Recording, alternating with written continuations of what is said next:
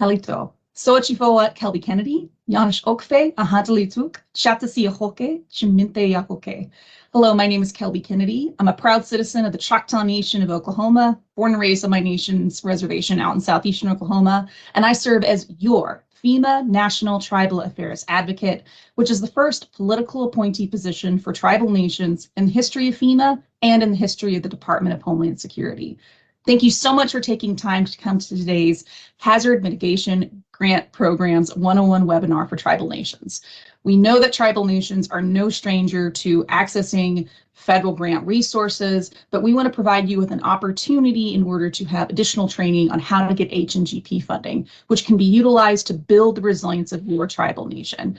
And please ask tons of questions today. We are going to have a Q&A section toward the end of today's presentation. And also let us know, how can we improve this process for tribal nations across the board? Much like my own tribal nation in southeastern Oklahoma that always showed up when a disaster struck, it's likely that your tribal nation is also the first and sometimes only responder to disasters that happen in Indian country. And I'd like to say thank you on behalf of myself and behalf of all of my colleagues here at FEMA. Thank you for all that you do to not only keep your own tribal citizens safe, but to keep all of your neighbors safe. And please, again, ask us tons of questions. We want to make sure that you have access to these dollars and the programs that they can support within your tribal nation so you can keep doing the great work of saving lives before, during, and after disasters. I look forward to seeing all of your questions in the chat and our discussion later today. Now, with all that being said, I'm going to hand the floor over to our fantastic team for today's presentation. Yakoke, thank you so much. Welcome to the Hazard Mitigation Grant Program 101 for Tribes presentation.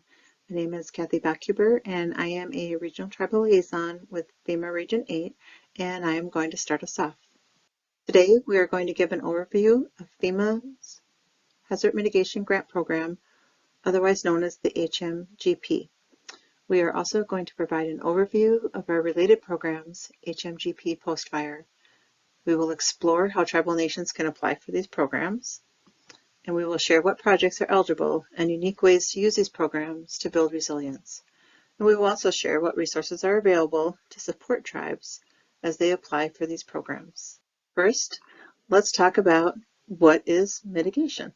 Hazard mitigation is any sustainable action that reduces or eliminates long-term risk to people and property from future disasters. To put it more simply, mitigation is about taking steps to reduce the risk of natural disasters to your tribal nation. Mitigation projects can range from planning to public outreach to large infrastructure improvements. Now we will share just a few examples of how tribal nations are using HMGP funding to reduce their risk and increase their resiliency. Mitigation is about protecting lives, and many mitigation projects remove people from harm. Building a safe room, for example, can provide shelter during a tornado or a hurricane, and mitigation projects can also focus on warning people to take shelter or evacuate, such as events like a tornado or a tsunami. Mitigation projects can address community lifelines, such as for power or water utilities. As an example, the Menominee Indian Tribe of Wisconsin used HMGP funding to build a safe room. And this safe room provides emergency shelter for families during tornado events. The tribe also installed some generators to maintain power to critical facilities during power outages. One of the most fundamental steps to reduce a tribe's risk is to engage in mitigation planning. And a mitigation plan identifies a tribe's priorities for mitigation, and it drives project development. An improved mitigation plan is required for your tribe to be eligible for FEMA mitigation grants. Mitigation planning includes understanding the unique risk that your tribe faces. Through engaging the entire tribe, plans should focus on cultural values and priorities. For example, the Ute Mountain Ute Tribe used HMGP funding to update their tribal hazard mitigation plan, and through those planning efforts, they are working together to reduce vulnerability to natural hazards. Projects aim to address flooding, which is the most common hazard. As an example, the Santa Clara Pueblo used HMGP funding to reduce their flood risk. Santa Clara Pueblo utilized natural materials, such as the logs shown here. These stabilized the stream bank and reduced future flooding while maintaining the natural stream function. In extreme situations, a tribal nation may need to consider relocation due to a substantial risk, and tribal nations may consider relocation if the hazard risk is too great to address with any other mitigation activities. As an example, FEMA and other federal agencies supported the relocation of the Newtok village. This is an Alaska Native village. Newtok faced significant erosion and flooding hazards, with lives and homes at risk. The village moved and established the new Mardavik village in a safer location. In this scenario, FEMA worked with the Newtok village to leverage the resources and secure funding, and the relocation consisted of acquiring at-risk homes and relocating residents to a safer area. With the growing risk of wildfires, many tribal nations are undertaking wildfire mitigation projects, and there are many eligible projects. For example, the Bishop Paiute tribe used HMGP funding for wildfire mitigation. The HMGP funding is supporting a hazardous fuels reduction crew, and this crew is conducting fire risk assessments of individual homes and is educating the homeowners on their risk. The crew is also removing hazardous vegetation to create defensible space around homes. And now that we have a picture of what hazard mitigation can be, I'm going to pass this over to Rob Burton to talk to us about FEMA mitigation grant programs. Hello everyone, my name is Rob Burton and I am the Hazard Mitigation Grant Program Technical Section Chief for FEMA Region 10's Mitigation Division. And I'm going to take us through the next series of slides. The majority of those we're going to be diving into the Hazard Mitigation Grant Program in a little bit more detail. But first up, I just want to, on the next slide, go over some of FEMA's mitigation grant programs now that we've seen what mitigation can do. FEMA offers 5 mitigation grant programs and 1 revolving loan program. Each program has its unique features and requirements. However, FEMA's portfolio of mitigation grant programs are designed to work together to help tribal nations be resilient to natural hazards. Starting on the left, we have our non-disaster grant programs, Building Resilient Infrastructure in Communities, otherwise known as BRIC, Flood Mitigation Assistance, sometimes known as FMA, and the Safeguarding Tomorrow Revolving Loan Fund. Non-disaster means the funds are available on an annual basis, and funds become available through a Notice of Funding Opportunity, or NOFO. Eligible federally recognized tribes can apply as either applicants or sub-applicants for these programs. The Building Resilient Infrastructure in Communities, or BRIC program, features a tribal set-aside. Eligible tribes can submit mitigation projects to a separate pool of funding for tribal nations. BRIC also provides non-financial direct technical assistance. BRIC's technical assistance can help with mitigation planning, project scoping, and application development. The Flood Mitigation Assistance Program provides funding for projects that reduce damages to the National Flood Insurance Program. Tribes that participate in the NFIP can access funding to reduce flood risk through individual property mitigation or community flood risk reduction projects. FEMA's newest non-disaster program is also our most unique.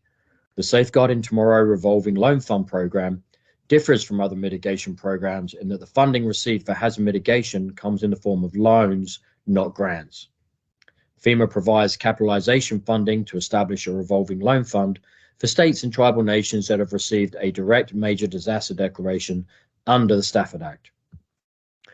These low-interest loans can fund hazard mitigation and resiliency projects, including offsetting non-federal match requirements for other grants. Loans are repaid back into the fund to support other mitigation projects. On the right, we have FEMA's post-disaster mitigation programs, including the Hazard Mitigation Grant Program, or HMGP, HMGP Post Fire, and Public Assistance Mitigation. Funding for HMGP and Public Assistance Mitigation becomes available after a major federal disaster declaration. HMGP Post-Fire funding is available after a Fire Management Assistance Grant declaration.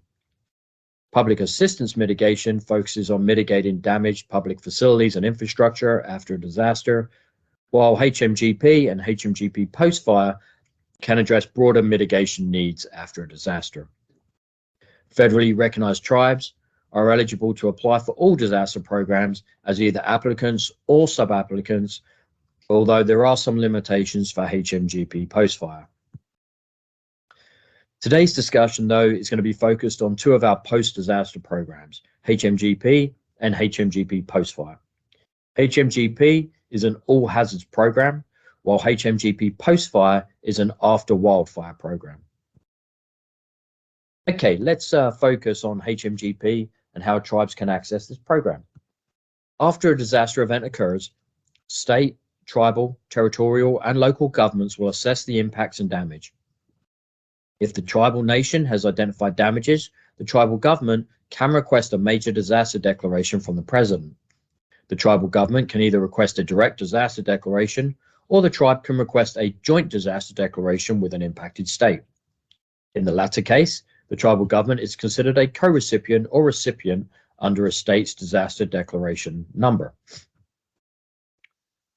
As part of the declaration process, the tribal government can request authorization of HMGP funding to reduce future losses.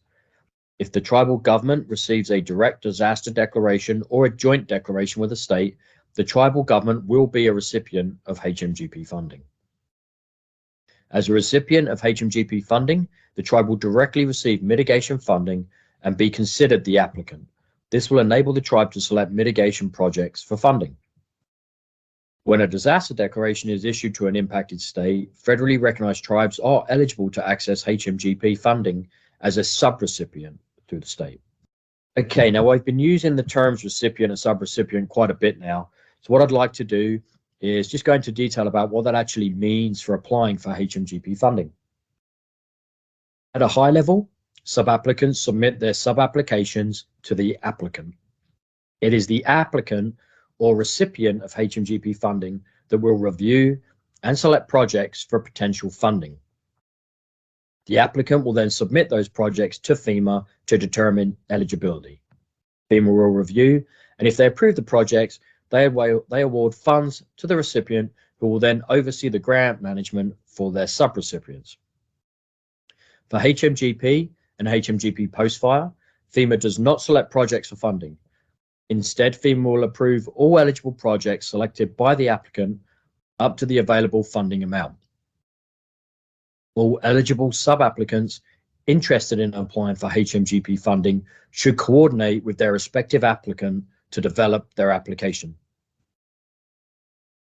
When a tribe is a recipient or co-recipient for a disaster declaration, they are the applicant or recipient for HMGP funding.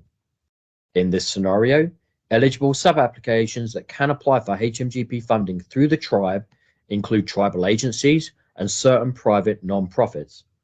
In the event that a state or territory is the recipient of HMGP funding, tribal governments, tribal agencies, and certain tribal private non-profits are eligible sub-applicants for funding through the state. When the tribe is a recipient of HMGP funding, they will receive a direct disaster declaration or a joint declaration with the state. They will also need to have signed a FEMA tribe agreement, have a tribal hazard mitigation plan, and work with FEMA to develop a HMGP administrative plan, which is a plan that outlines how the applicant intends to prioritize and solicit mitigation projects. The tribe will also have recipient grant management responsibilities. If a tribe does not have an approved mitigation plan at the time of a disaster, they have up to 30 days after a declaration to submit a mitigation plan for approval. A tribe may be a subrecipient for HMGP through a state, even if they did not experience disaster damages from the declared disaster. They do not have to meet many of the requirements of a recipient, although they still need to have an active tribal hazard mitigation plan and will have subrecipient grant management responsibilities. Okay, now let's talk a little about the HMGP grant lifecycle and the timeline from the recipient's perspective. After a disaster, the Presidential Declaration of a Major Disaster is what authorizes HMGP funding and initiates the grant cycle. The applicant has 12 months after the declaration date to solicit and prioritize sub-applications to submit to FEMA. There are optional extensions if more time is needed to develop sub-applications.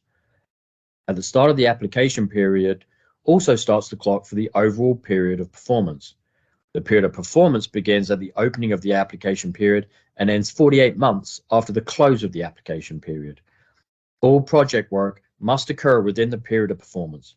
If more time is needed, The FEMA region involved can provide 2 12-month extensions. Once the period of performance ends, the recipient has 120 calendar days to submit all financial, progress, and other reports required by FEMA to close out the grant. For the subrecipients, you will need to work with the recipient to understand their timeline for application submission. Let's discuss a little the different types of grants that can be funded through HMGP. There are 3 different HMGP funding categories, namely projects, planning, and management costs. Within projects, we have HMGP's Advanced Assistance, the 5% Initiative, and then regular projects. We're going to focus a little bit on explaining these different funding categories. The total amount of funding for each of these categories is dependent on the HMGP award amount. Mitigation funding levels are determined as a percentage of eligible disaster assistance costs. States, tribes, and territories with enhanced hazard mitigation plans receive up to 20% of eligible disaster assistance costs for hazard mitigation, while standard hazard mitigation plans receive 15%. Now let's look at advanced assistance, which is intended to help develop sub-applications. HMGP allows for up to 25% of HMGP funding, or $10 million, whichever is less, to be used for advanced assistance activities, which can include, but is not limited to, identification of mitigation strategies, project scoping, application development, development of a cost share strategy, and/or identification of potential funding sources, collection of supporting data for determining project cost effectiveness, and compliance with environmental and historic preservation laws and executive orders. Some mitigation projects clearly reduce harm from natural hazards. However, it can be difficult to quantify the benefits to show that project is cost effective. HMGP's 5 initiative helps to fill this gap. HMGP allows up to 5% of HMGP funds to be used for projects that are difficult to determine cost effectiveness. Examples of using the 5% initiative could include warning systems, public engagement and outreach, mitigation trainings, and installing generators. HMGP will also allow an additional 5% of funding to be used for improving or modifying building codes. Most HMGP projects fall under the category of regular projects. As seen here, HMGP can fund a variety of mitigation activities to address natural hazard risks in your tribal nation. This slide provides an overview of some of our more common project types, but please refer to the Hazard Mitigation Assistance Program and Policy Guide for a more comprehensive discussion on eligible project types.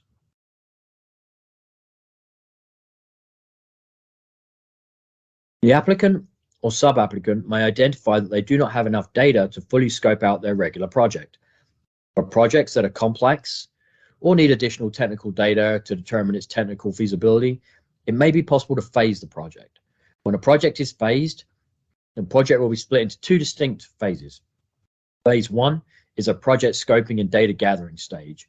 This can include finishing project designs or collecting supporting information such as technical studies, cost effectiveness data, environmental assessments, consultations, or permits.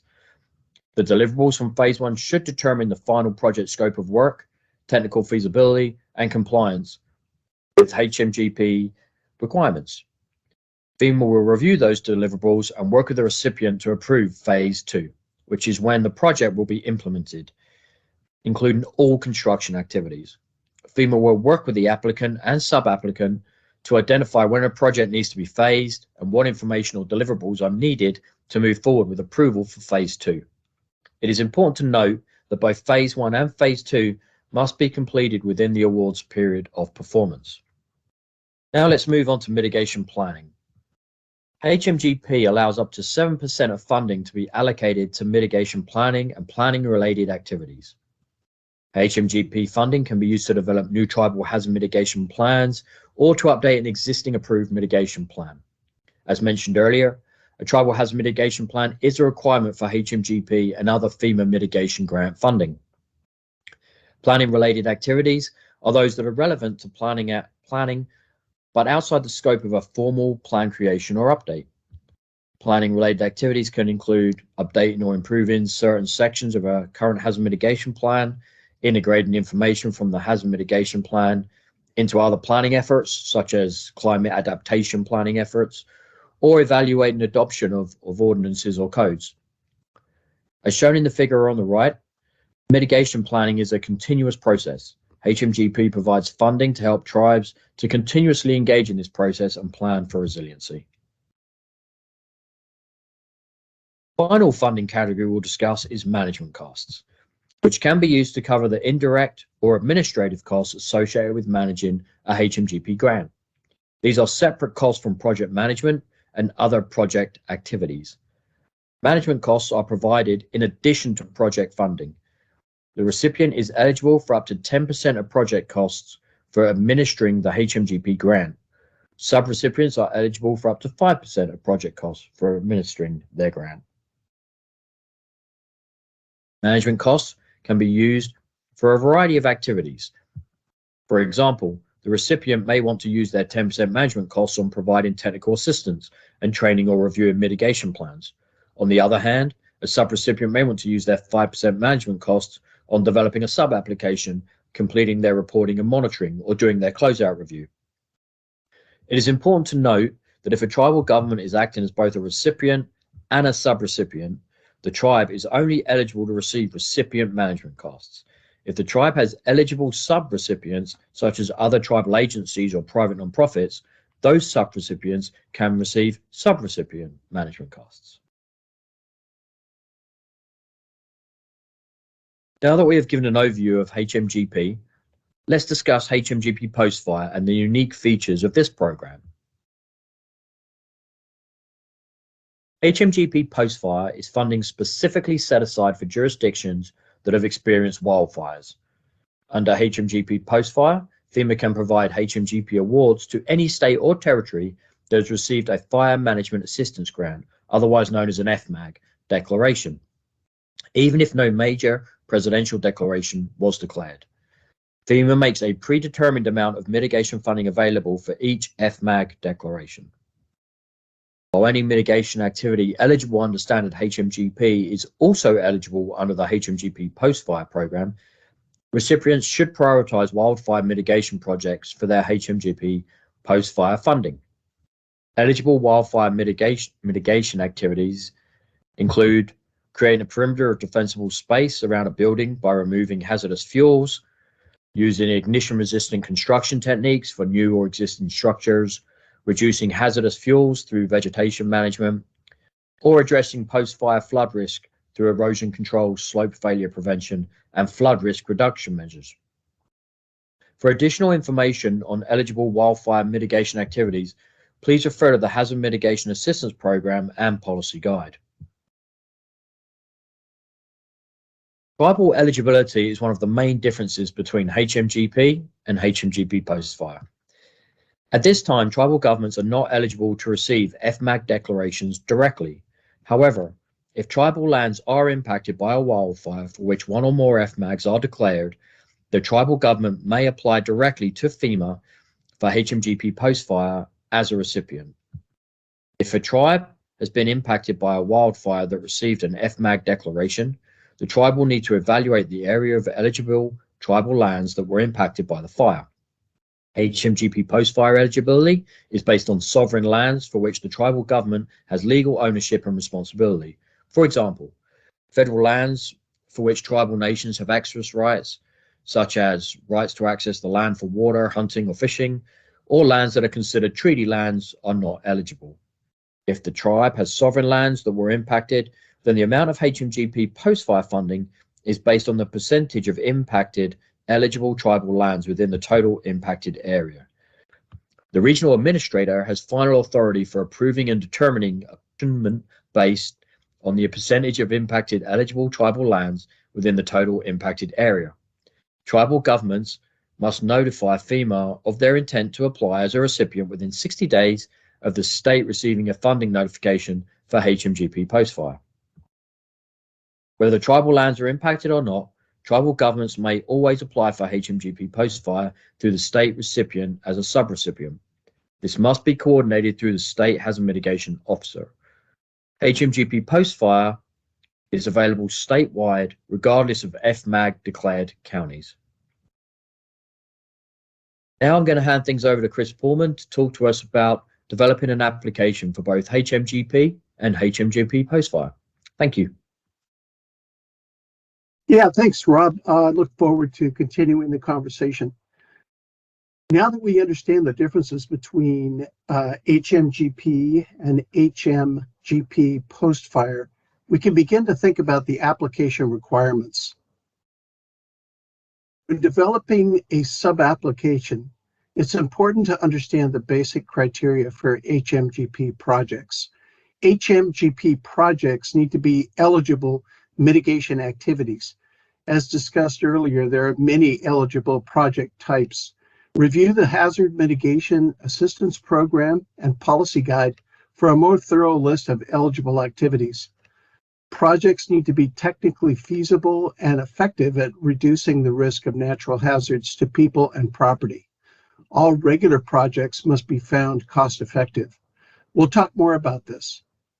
All projects must be compliant with all applicable environmental and historic preservation considerations.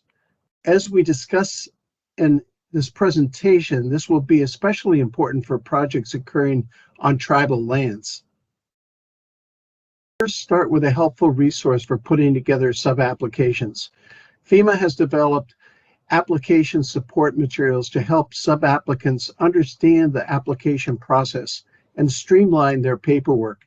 These step-by-step materials provide guidance for developing a complete sub-application.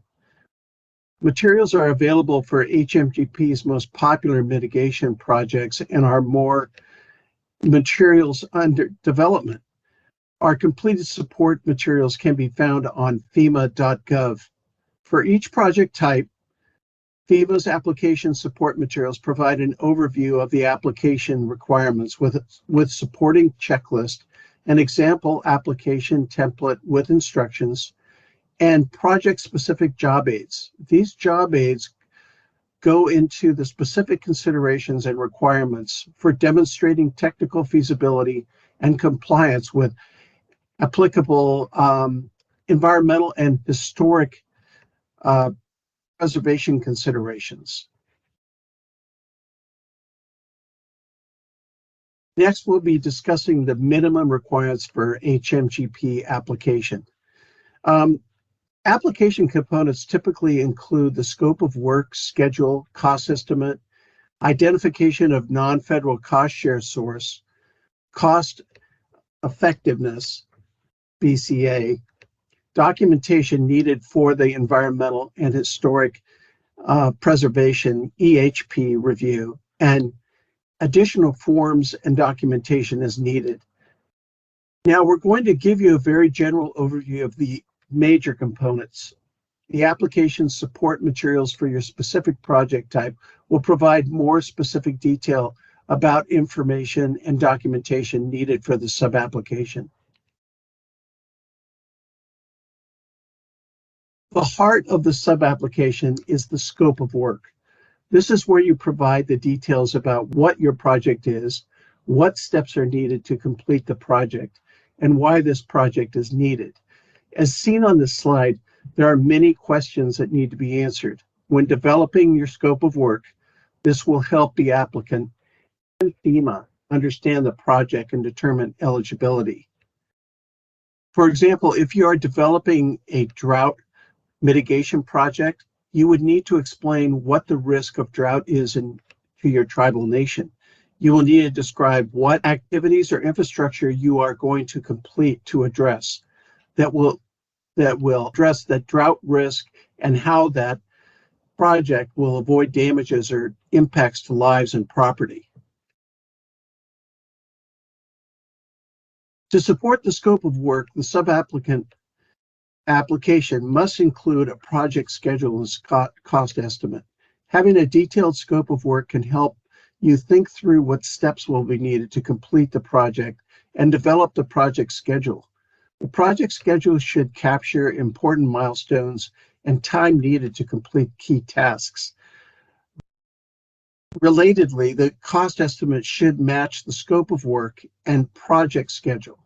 It should include an itemized breakdown of required line items such as labor, materials, equipment, subcontractor costs, and project management fees.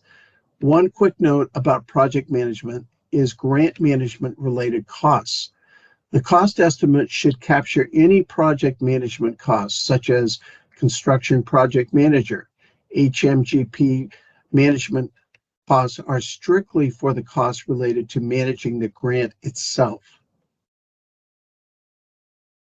Both HMGP and HMGP Post Fire have required non-federal cost shares of 25%. In general, there are two ways to meet the non-federal cost share, either through matching funds or in-kind sources. Matching funds can include tribal funds, federal loans, and federal grants that lose their federal identity. In-kind donations can include donations, volunteer hours, or even staff hours. For more information about potential non-federal cost share sources, please review the HMA Cost Share Guide. There are many potential sources for non-federal cost share. This slide highlights a few potential sources for providing non-federal funding. Potential funding sources includes Federal Safeguarding Tomorrow Revolving Loan Fund, U.S. Department of Housing and Urban Development's Community Development Block Grant, U.S. Small Business Administration Disaster Loans, U.S. Department of Agriculture Rural Development Loans, U.S. Environmental Protection Agencies Revolving Loan Funds, and Department of Defense's Readiness and Environmental Protection Integration Program. To ensure that federal funds are used responsibly, FEMA requires that all regular projects demonstrate the benefits of the project outweigh the costs. This requirement does not apply to advanced assistance, 5% initiative, or planning projects. There are two methods for determining cost effectiveness, which we'll discuss in more detail in the following slides. Pre-calculated benefits from FEMA's Benefit Cost Analysis Toolkit, or the pre-calculated benefits mentioned earlier. FEMA has streamlined the BCA process by developing pre-calculated benefits for certain project types, as listed here. Pre-calculated benefits are available for project types where FEMA has done extensive studies to determine an average benefit for the project type. So instead of having to use the BCA toolkit, the project can be considered cost-effective as long as the costs are less than the pre-calculated benefit. For example, FEMA has identified pre-calculated for residential safe rooms with a higher benefit for areas that have a high tornado risk. As seen here, the Cherokee Nation was able to install safe rooms to protect lives during the tornado event using these higher pre-calculated benefits. When available, the pre-calculated benefits are the most efficient way to meet your BCA requirements and should be considered first. If there are no pre-calculated benefits for your regular project, then you will use FEMA's BCA toolkit to complete a benefit cost analysis. The BCA toolkit works by comparing the benefits of the project to the project costs. Benefits are based on how the project protects lives and avoids damages. If the benefits are greater than the project cost, shown here as a benefit cost ratio of 1 or greater, the project is considered cost effective. The BCA analysis analyzes a variety of benefits, including prevented injuries or deaths, damages or physical losses avoided, reduced emergency management costs, and avoided displacement of residents. The BCA also captures ecosystem services and social benefits for eligible mitigation projects.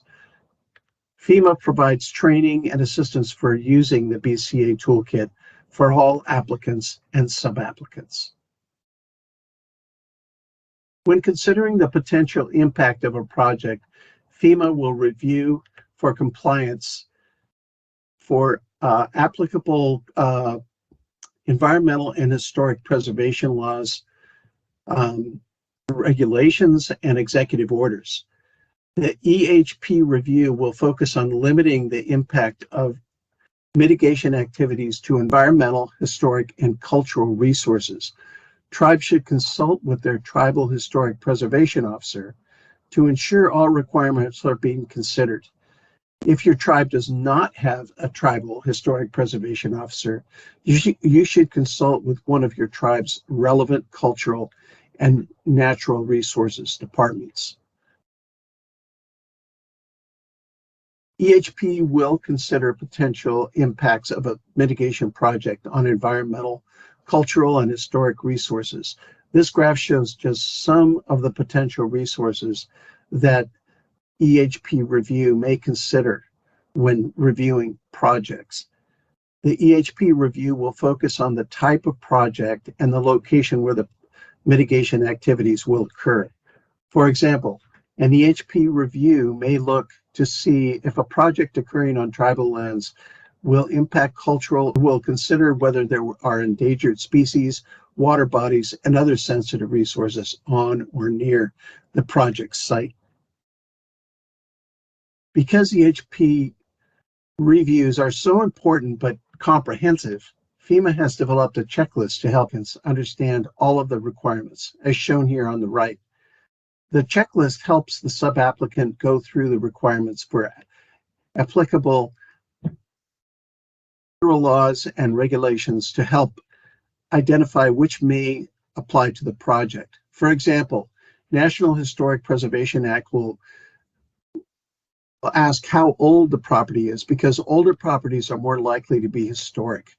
Answering yes means the regulation may apply to the project, and there may be additional steps needed to avoid impacting cultural or historical resources. We've reviewed the steps for what is needed for a project and sub-application. Now let's go over the implementation process, or what happens after submitting the application and when funding is approved. This includes project selection, approval, implementation, and closeout. Let's look at the steps involved with the selection and approval process. As mentioned earlier, it is the applicant that sub-applicant solicits applications to FEMA for eligibility determination. FEMA will then review and evaluate the sub-application to make sure the projects are eligible, cost-effective, feasible, and compliant with environmental and historic preservation considerations. If the project is found to be eligible, then FEMA will approve the project and obligate funding. After FEMA approves the project, the responsibility falls to the recipient and subrecipient to implement the project scope of work. During project implementation, the recipient and subrecipient will ensure that the project adheres to approved scope of work, schedule, and budget. The recipient and subrecipient will provide quarterly progress reports to FEMA to demonstrate that the project is on track and share any challenges or issues that arise. Finally, when the project is complete, it will be time to close out the grant. The subrecipient has 90 days after work is completed on a project to submit the project to us for closeout. The closeout process starts with the subrecipient. They should make sure the project activities are complete and compliant with all requirements. They then submit the final reports and expenses to the recipient. The recipient verifies that the work is complete through a site inspection and reviews project documentation to confirm all conditions have been met and expenses are eligible. When the recipient has completed its review, they will submit the closeout document to FEMA. FEMA then reviews the closeout materials, works with the recipient to resolve any issues, and approves the project closeout through the issuance of a closeout letter. To wrap up this presentation, I'm going to hand things over to Kathy to discuss some of the resources we have available for tribal nations. FEMA is aware that this information and the amount of work can be overwhelming, and we want to make sure to provide as much support as possible to our tribal nations navigating the grant process. To help with this, we will now discuss available resources and support. Your first resource and point of contact is your tribal liaison. They serve as representatives between tribal nations and FEMA. They enhance the communication and collaboration and work to build capacity. Tribal liaisons assist tribal nations during each phase of the disaster process, and they connect tribal nations with subject matter experts. There are tribal nations located in each of the 10 FEMA regions, and your regional tribal liaison can help you navigate the FEMA funding programs. Working closely with our regional tribal liaisons are tribal FEMA integration team members, also known as tribal FIT members. These tribal FIT members are assigned to tribal nations to provide the technical assistance and coordination for planning things such as EHP reviews, trainings, and grant management. FEMA is continuing to hire more tribal FIT staff to expand the level of support available to the tribal nations. From technical assistance to trainings to subject matter experts and guidance, FEMA has many resources available to help tribal nations with mitigation planning and project development. A list of just some of these resources will be provided to you. If you need assistance, we recommend starting with your tribal liaison or your tribal FIT member because they can help bring in support from your FEMA region and FEMA headquarters. Now let's briefly recap what we have covered today and transition into the questions and answer session for today's webinar. What we hope you will take away today is that FEMA has a portfolio of mitigation grant programs to help tribes reduce their risk from natural disasters and help tribes to be more resilient. Tribal nations are eligible to apply for HMGP and HMGP Post Fire funds as applicants or sub-applicants. As the applicant, tribal nations can set their own mitigation priorities for funding projects and work with tribal agencies and private nonprofits to implement mitigation actions. As a sub-applicant, tribal nations would work with the state to develop their project, but they do not have to be directly affected by the disaster event to request funding. Today we provided an overview of the different funding categories that HMGP provides. This includes advance assistance, which can be used, for example, to fund project scoping and cost share strategies. The 5% initiative that allows for warning systems, public outreach, and training activities, and also planning grants for developing the Tribal Hazard Mitigation Plan. FEMA has numerous resources available to help tribal applicants and sub-applicants apply for these programs. This includes application support materials that provide step-by-step guidance on application development. As you consider applying for HMGP, consult with your FEMA Regional Tribal Liaison and your Tribal FIT member to get technical assistance and support. Thank you all so much for your time and attention today. We are now going to transition to the questions and answers part of the webinar. Please write your questions in the Q&A box to share your questions with our panelists. Yahuanko, thank you.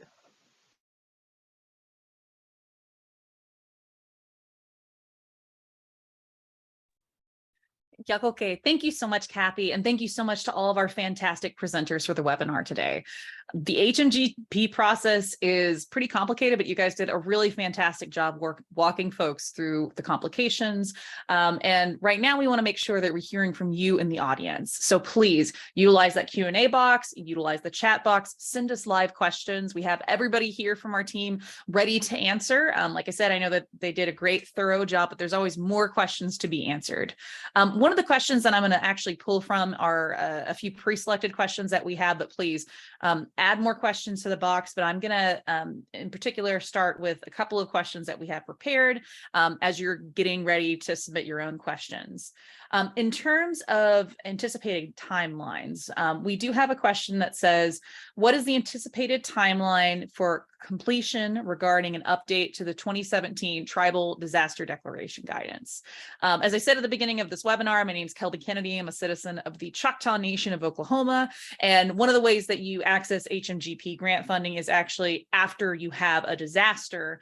And for many tribal nations, they want to access a disaster declaration directly.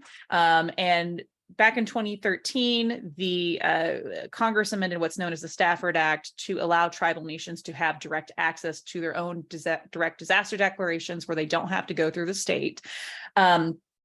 In 2017, FEMA actually implemented a tribal policy, the Tribal Declaration Pilot Guidance, in order to have a separate pathway. So it's a different set of standards from the state standards to go for your own tribal declaration. Since the beginning of 2023, the FEMA administrator has directed all of FEMA to actually go forward and engage in government-to-government consultation on updating that disaster declaration process. And I am proud to say that we've done 8 tribal consultations and tribal listening sessions to date. We will actually be having our 9th and final tribal consultation on the Tribal Disaster Declaration Guidance next week at the National Congress of American Indians annual convention in New Orleans at 3:15 p.m. in room 245.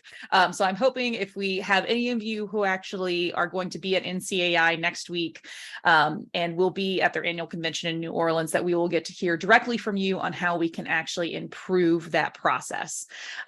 We want to make sure that we are living by the standard, nothing about us without us. And so in order to do that, we have to hear from all corners of Indian country to make sure that we're living up to that treaty and trust responsibility and improving our policies. And so I wanted to answer that sidebar question first, because it's kind of, for some tribal nations, the first step for them to be able to actually access HMGP dollars. So with all that being said, let me look and see if there are any questions that have been dropped in the chat.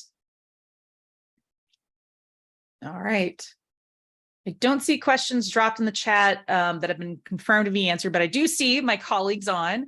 In terms of additional questions to be answered, one of the questions that we have prepared as we're still soliciting questions from the audience is, what is the anticipated timeline for completion? I'm sorry, I'm rereading the exact same one. Does FEMA plan to expand pre-calculated benefits to any other project types? Is an additional question that we have received. So the answer to that question that we have prepared for all of you is that FEMA has been continuously working on with the Office of Management and Budget, so affectionately known as OMB, to streamline the process to make an acceptable benefit cost analysis more achievable.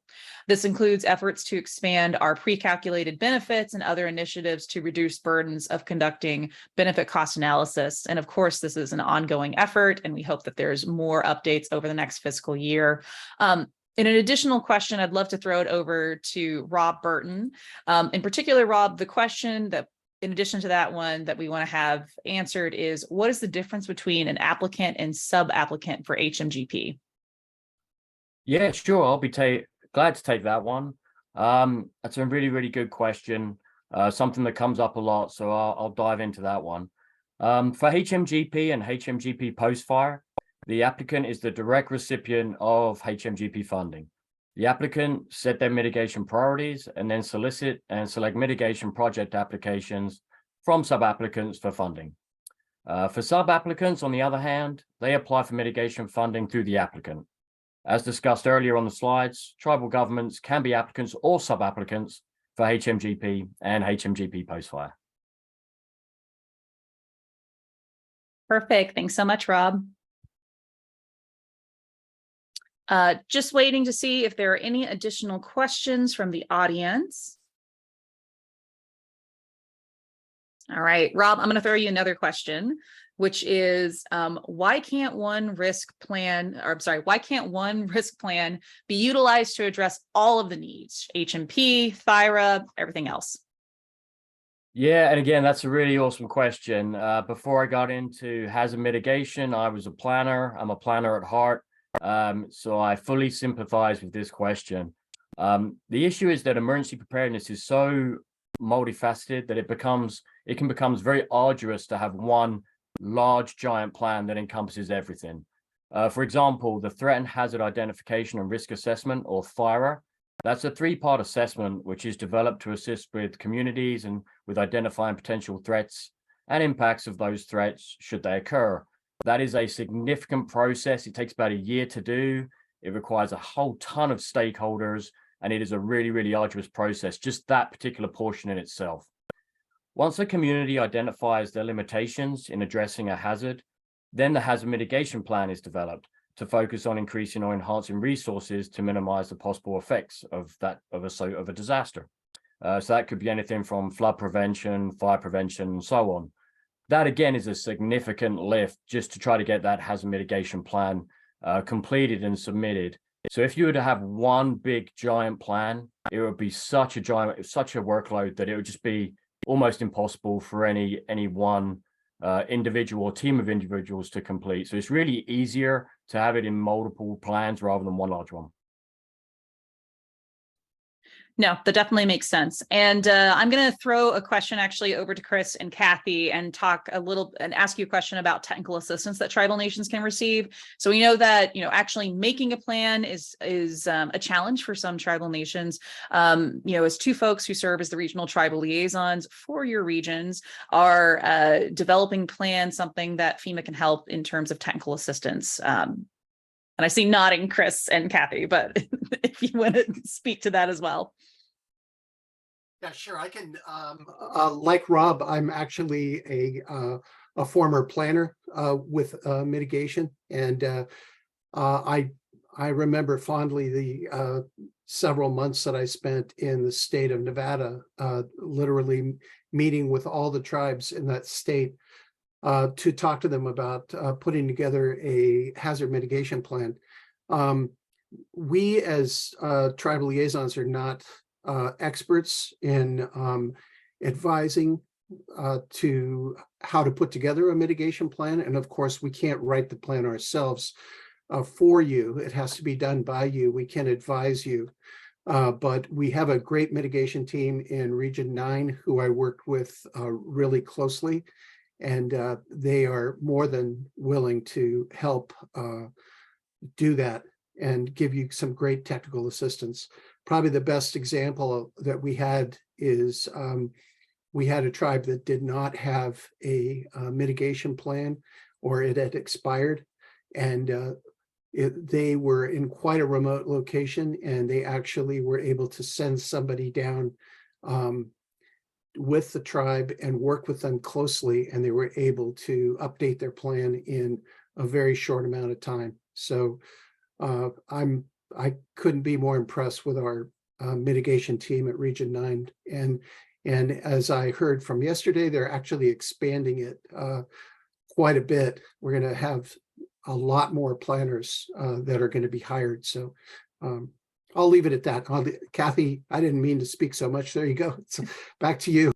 Oh, no, that's fine. You covered everything. So as Chris said, we're not experts as tribal liaisons in putting together those hazard mitigation plans, but what we can do is connect you to with the experts that we do have in the region. So in Region 8, we have a whole specialist team that just focuses on tribal, and they do offer in-person and virtual support for those hazard mitigation grant programs. So if you're from Region 8 and you need help, I'm definitely happy to get you pointed in the right direction.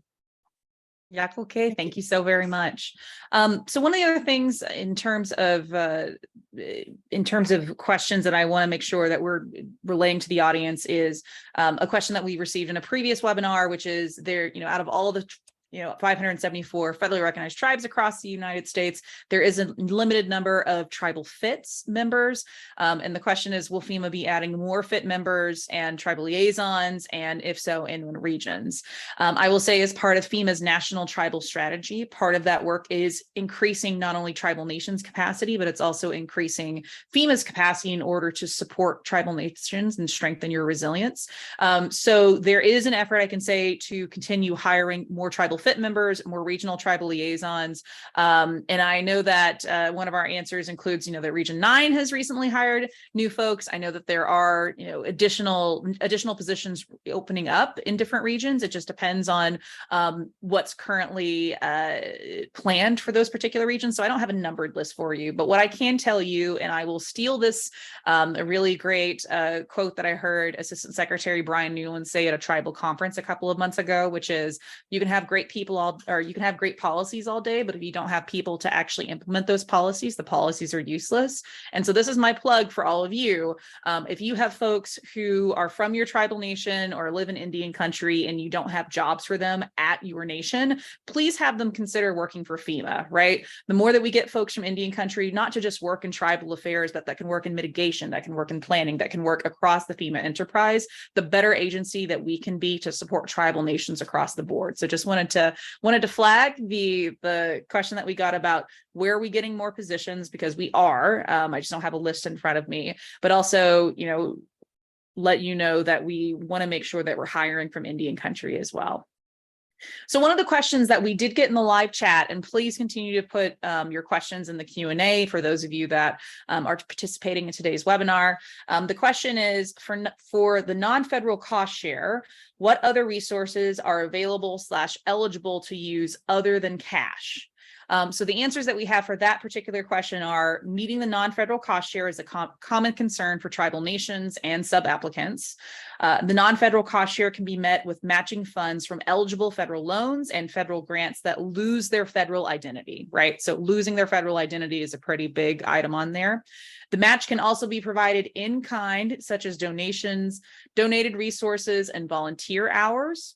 And some examples of federal loans that lose their federal identity include the U.S. Small Business Administration's disaster loans, U.S. Environmental Protection Agency's Clean Water Revolving Loan, the U.S. Department of Agriculture's Rural Development Loan, FEMA's new Safeguarding Tomorrow Revolving Loan Fund. I will also flag as well that it might be worth looking into whether or not ISDEA or Indian Self-Determination Education Assistance Act funds, because within ISDEA it specifically says that those funds lose their federal character. So I would flag that as not an official answer, but as something that tribes should definitely look into. Some common federal grants that lose their federal identity include Department of Housing and Urban Development, Community Development Assistant Block Grants, the Department of Defense's Readiness Environmental Protection Integration Programs.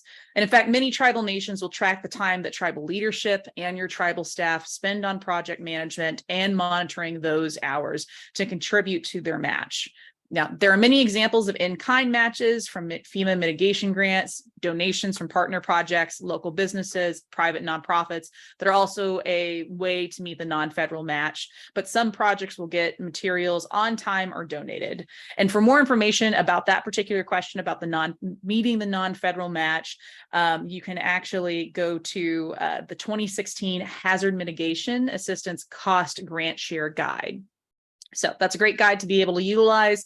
And please, again, if we're going to see you next week at NCAI, please come to our tribal consultation on the declaration guidance. In addition to hearing your concerns on the declaration process, we also want to hear your concerns on FEMA's programs overall. And so if there's things that we can improve, we've heard from tribal nations again and again and again that non-federal cost shares are incredibly challenging. And for some nations it prohibits them from even being able to ask for that type of assistance. So do want to flag that, the concern is something that we've heard quite a bit, and we want to make sure, at least within this webinar, we're giving you all of the answers, as at the same time we're working through the national tribal strategy to update policies and procedures to better reflect the needs of Indian country. Taking a look at additional questions. So I know that we've gotten some additional questions within the chat. And we're working on getting a couple of answers to those. So thank you so much for submitting those questions. I do want to encourage you to continue to submit the questions. Another question that we had pre-prepared is a question in regards to why are tribal nations currently ineligible to request a Fire Management Assistant Grant, or FMAG, directly? So currently at this time, the FMAG, or Fire Management Assistant Grant, does not allow tribal nations to directly request a disaster declarations. FEMA's Office of Response and Recovery are evaluating their authorities and the program overall to determine if tribal nations can be eligible to request FMAGs directly in the future. And I can say that that question has come up and recommendation has come up quite a bit at the consultations that we've had over the last year on the tribal declaration policy. Is tribal nations telling FEMA that they want to be able to request not just their own disaster, major disaster, or emergency declaration, but they also want us to have the ability to request, to be able to request their own FMAG as well. And I think that's a valid question for them to ask. And I can confirm as the tribal advocate that that question is being considered, like I said, by ORR and our leadership internally to see what authorities and what abilities do we have to be able to respond to tribal nations. All right. I am going to check in and ask this question of all three of our speakers. So Rob, Chris, and Kathy. So the question that I have is, how do we get in contact with our regional tribal liaisons? I'm a tribal nation in Alaska, and also is funding available currently to contract outer mitigation plan. So I'm going to turn the first question over to Chris and Kathy about getting in contact with your regional tribal liaisons and your tribal FITs, and then I will turn to Rob for the question about currently contracting out mitigation plans. So Chris and Kathy, you're up. Go ahead, Kathy. Okay, so I'm going to share that we have a listing on our FEMA.gov site that has the listing of all of the tribal liaisons by region. So that's the easiest way to get your resource. But Chris is from Region 9, so I believe he can answer that specific question. Yeah, in very much the same way, and FEMA.gov will you'll be able to go straight to it and have not only the names of our tribal liaisons, but also our contact information. We also have a total of 3 tribal liaisons at this time, and we're going to be adding 4 more. So because of the fact that we have quite a few tribes in our region, over 150, that we want to make sure that we're able to respond quickly and to also cover all of the tribal nations that need our support. Oh, that's a great point, Chris. And thank you so much, Kathy. Before I turn it over to Rob, I really want to quickly mention that Region 10 is the region that includes Alaska. Stacy Gunderson, who grew up in Alaska, is a fantastic regional tribal liaison that is actually stationed within Alaska. We can find Stacy's contact information. Kathy and Chris, if one of you can pull her email, and we'll make sure to get that over to the tech team and put that in so we can get you Stacy Gunderson's contact information, because I know that you said you're from Alaska, but to Kathy and Chris's point, there is a place on FEMA's website that where you can access all of the tribal liaison, or at least reach the tribal emails to be able to reach out to your tribal liaison. One thing I will say, and we've said this to a couple of tribal associations, so I believe we're all green to go to announce this here, but FEMA is actually in the process of developing a tribal leader hub. So a website where your tribal nation can very easily go in and find a lot of the great information, like today's webinar. You can find information about declaration, grants application, who should you contact in what region in order to get what kind of assistance. So please keep an eye out for that. It is not going live today, but we are excited about that potentially going live in the future. So I'm going to come back to you, Rob, and ask the second part of the question, which is there funding available to currently contract out mitigation plans? So it's a really simple answer to that. But first and foremost, I just want to say I'll actually be in Anchorage in 2 weeks for the Bureau of Indian Affairs Tribal Providers Conference. So anyone who's on the line from Alaska, feel free to grab me. You won't be able to miss me. I'm the guy with a shaved head that's got an English accent. So just grab me at the conference. I'll be more than happy to sit down with you and have a discussion of any detailed questions that you have. But the really, really easy answer to that is that, yes, you can use HMGP and HMGP Post Fire funds to fund the development of tribal hazard mitigation plans. Sounds good. And I know, and this goes a little bit more, Stacy can definitely speak way more about this than I can, but I do know that there are some tribal nations who've actually gotten direct technical assistance to help build their mitigation plan. We have at FEMA what's known as non-financial direct technical assistance, or DTA. And I know, for example, the native village of Uzinki out in southeastern Alaska was selected to get DTA to help build their mitigation plan. And so if that's something that you're interested in, definitely mention it to Stacy. And we'll definitely take it under consideration for the larger process. I know they've already made DTA selections, but that's also an opportunity to get direct technical assistance specifically for building your tribal nations mitigation plan. And I will, in case it wasn't mentioned before, but some of the nations in Alaska are actually doing multi-jurisdictional mitigation plans with local governments. And some tribes in Alaska have also asked about doing multi-jurisdictional mitigation plans with other tribal nations. So there's ways that you can do these mitigation plans that are not just, it's only for my tribe. It may be a plan that you can do with a sister tribal nation or a local government that you work really well with. So just wanted to highlight some really great practices coming out of the state of Alaska with the tribal nations and the fantastic FEMA team that's up there. And Kelby, if I can just jump in, just Yes. to kind of back up what you were saying there, we'll actually have members of our direct technical assistance team at that conference in 2 weeks as well. So any questions you have related to anything related to HMGP, direct technical assistance, whatever it may be mitigation wise, there'll be someone there who can sit down and answer your questions.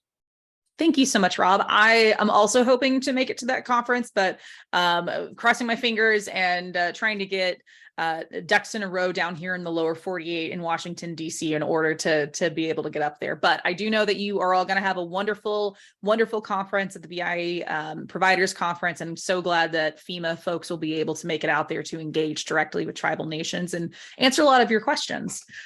So I'm going to also make another round of calls, seeing if anybody else in the audience has additional questions.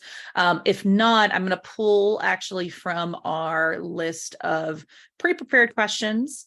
And actually, I'm going to ask this of all three of our wonderful speakers. And between the three of you, you can decide who would like to answer this one. But how are projects for HMGP actually selected? And I have the secret answer, but I'm going to defer to Rob on that one. Sure, I can take that one. That's fine. No worries. Sub-applicants submit their project applications to the applicant, and then we refer to that, some of the challenges with understanding who's an applicant, who's a sub-applicant, and all that was in the slides that are going to be provided to you if you need more detail on that. But when the sub-applications are submitted to the applicant, they will then review them projects for funding. Those selected projects are then submitted to FEMA to review to confirm their eligible, technical feasibility, cost effectiveness, and compliance with all applicable environmental and historic preservation considerations. But essentially, it's going to be very much the sub-applicant and the applicant working together to make sure that whatever application the sub-applicant is developing, the applicant supports it, goes along with it, and then can submit it up to FEMA for all of the review. perfect. Thanks so much, Rob. If I could just add something Yes. to that, if you don't mind. One of the things that I just came from a large conference where I was able to meet with several tribal leaders, and what I really always gave them the idea of that when you're putting together a grant application, just tell a story. Make sure that you tell the story of what you're doing. There's several times when a tribe did not get a grant, and then when I talked to them later, they said, well, this is, we needed this money to protect the elders' housing. And I said, well, did you put that in the grant? And they said, unfortunately, we didn't. And I said, well, it's what it is when they're, think of it as we all know, tribal folks are great great at telling stories, and to be able to put that into the grant application and really explain what the funds are going to be used for really can make a difference. So I just wanted to put that out there. So Yeah, that's such a good point, Chris. And I think the stories across Indian country are compelling because tribal nations want to make sure, it's not just tribal citizens that tribal nations want to protect. They want to protect everybody in the community, and they do protect everybody in the community. And so the more that we can do on the FEMA side to help strengthen tribal resilience, to help strengthen tribal nations, the safer everybody in the community is wherever tribal nations are located. And so telling that story and making sure that we on the FEMA side are hearing that story, but also hearing where the challenges are and how we can improve our processes for tribal nations is so central to all of our work. I wanted to make one other call and just ask if there are any additional questions that folks would like to submit in the chat. I think we're going to start wrapping up here in just a moment if we don't have any additional questions. But as I'm asking for additional questions, I do want to ask Rob, Chris, and Kathy, are there any final words of wisdom that you would like to leave folks on the webinar with today? So any tidbits that you may have not been able to bring out today, or something in particular that you really want to hammer home and highlight for all of our guests on the webinar today? I think if I can jump in first, the key thing that I would stress is don't try to do any of this alone. We at FEMA, and I can in a former life I was a hazard mitigation officer for the state of South Carolina, and I fully understand how difficult it can be to not only go through this whole process, but when we're all wearing a billion different hats because we have different roles and responsibilities, finding the time and understanding all the nuances that go into submitting project applications can be so challenging. Don't try to do it alone. You've got your tribal liaisons there. You've got your regional staff there. We're all here to help you. If we see a great project, we're going to jump on board. We're going to do whatever we can to help you get that funding. Try to make sure that we can give you whatever support you need, whether it be direct technical assistance, the hazard mitigation planning piece, whatever it is. Just don't try to do it alone, because if you try to do it alone and you're unsure, that's when you may miss out on this funding that is available to you. And it is super, super important that you have access to this funding, so use it, and then use the tools, which are us, to help you get that funding. Great comment, Rob. Really good.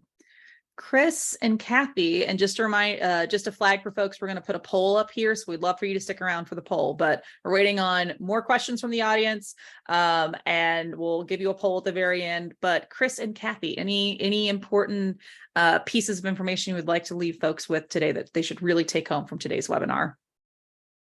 Well, I don't think I can say it any better than he did, but definitely reach out to your tribal liaisons, and we try to reach out to you as well. And we are more than happy, and that's our job, is to help you as much as we can. And we're very passionate about that. So we are more than willing to help you, and just feel free to reach out to us at any time. Thank you. Thanks, Kathy. I'll throw it over to Chris. okay, just my final thoughts on this is that I've been around for a while, and I've seen the great benefits of this grant, and I really encourage, oftentimes because of limited time and resources, tribes have a difficulty deciding which grants to go after. So I think this is one that is really worthwhile. And I would say is that a lot of being a sub-applicant there's quite a bit of money that's available there. So, and we can help you with that too. I work closely with our state counterparts, and they're very anxious to have much more tribal participation in these funds. So be glad to help. As Kathy said too, we're passionate about making sure that tribes are always included and always have all the opportunities that anyone else would. So I'll just leave it at that. Yeah, okay. Thanks so much, Chris. So at this point, we're going to put up a poll for everybody. We always want to make sure that we're continuing to improve our training and technical assistance and information out to Indian country. So if you can take 3 seconds, answer the poll, we would really appreciate it. Again, my name is Kelby Kennedy. I'm a citizen of the Choctaw Nation of Oklahoma and serve as FEMA's National Tribal Affairs Advocate. Thank you so much for joining us here today. We really appreciate all that you're doing, not just for here to learn more about this FEMA program and access to the HMGP dollars, but to everything that you do in your tribal nation to help keep people safe before, during, and after. Growing up on my own reservation, as I mentioned earlier, my tribe was always the first and a lot of times the only emergency management program that showed up to help everybody. And I know that there are several places in Indian country where that is the same. So anything that we can do to be supportive, ensure that you have access to the funding you need to keep people safe, please, like Kathy, Chris, and Rob have said, ask us questions, reach out to us. We're going to be at the BIA Providers Conference in 2 weeks. We're going to be at NCAI next week. We hope to see you out there. But even if we don't get to see you in person, we look forward to hearing from you in other avenues. So you can go ahead and answer the poll. And once you have answered the poll, we will begin to close everything down. Yak okay. Thank you so much, everybody.